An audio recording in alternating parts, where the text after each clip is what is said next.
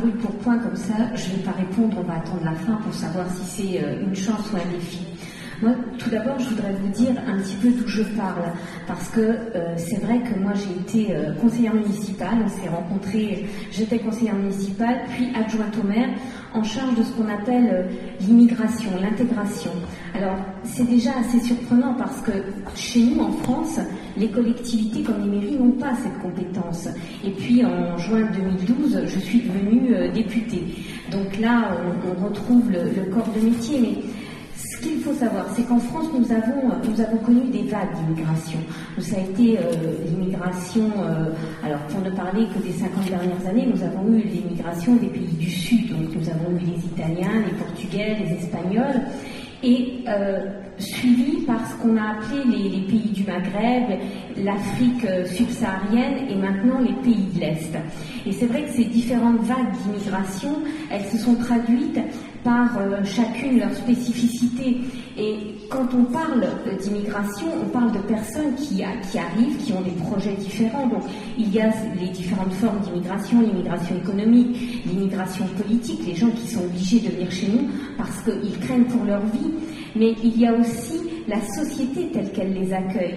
Et on sait aussi que l'état dans lequel la société qui les accueille se trouve à un moment donné va faire que l'intégration, c'est-à-dire, si on peut prendre ce mot, parce que je pense qu'en Allemagne, c'est comme en France, on a entendu parler assimilation, intégration, insertion, et on sait très bien que ce sont des mots qui, à des moments donnés, sont soit acceptés, soit polémiques. Moi, j'ai envie de dire, dans l'intégration, on va dire un pas que fait l'un vers l'autre, comme ça sera peut-être mieux. Et on sait donc que l'état dans lequel la société accueille les personnes fait que cette intégration va plus ou moins bien se passer.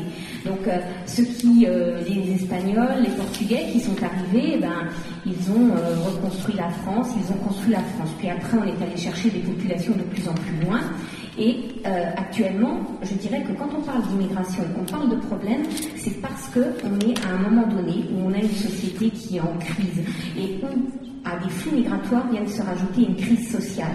Donc je crois que c'est très important. Quand on parle d'immigration, de flux migratoires, il faut parler pourquoi la personne vient. Si la personne vient pour faire, je dirais, souche, pour vivre, parce qu'elle n'arrive plus à vivre dans son pays, ou bien elle est chassée temporairement, de manière politique, et puis dans quel état la société doit l'accueillir, parce que nous avons beaucoup travaillé avec la ville d'Erlangen, et vous savez très bien que quand une collectivité comme Rennes, comme Erlangen met en place les conditions pour accueillir les personnes au mieux, ça se passe bien, et notamment sur les facteurs d'intégration, il y a la première des choses, c'est de pouvoir parler la langue du pays. Donc quand les collectivités, comme la ville d'Erlangen avec l'allemand, nous avec le français, on met en place ne serait-ce que le fait de pouvoir apprendre une langue, ça permet cette intégration. Quand on accueille les enfants dans les écoles, ça permet de faire souche, et je dirais ça permet de préparer la France de demain. Et puis il y a des moments où ça se passe mal, il y a des moments où on ne sait pas pourquoi, parce que peut-être la société d'accueil n'a plus la capacité, n'a plus la volonté d'accueillir. Et bien là, je dirais que c'est à ce moment-là que les problèmes se créent. De l'autre côté, on peut aussi avoir des personnes qui là ont acquis la nationalité française et ne trouvent pas leur place. Et on commence à confondre après politique d'intégration et politique de lutte contre les discriminations. Parce que souvent, quand en France, ça n'est pas... Je veux dire, vous avez entendu parler de nos épisodes des banlieues. Rappelons-nous bien, les jeunes des banlieues, ils étaient français. Ce qu'ils réclamaient, c'était la même place que leurs camarades de Paris ou d'ailleurs. Donc je crois qu'à un moment donné, il ne faut pas confondre toutes ces notions-là. Et je pense que c'est là-dessus qu'on peut, indépendamment de ce que font nos collectivités, mais c'est de là-dessus dont il faut parler.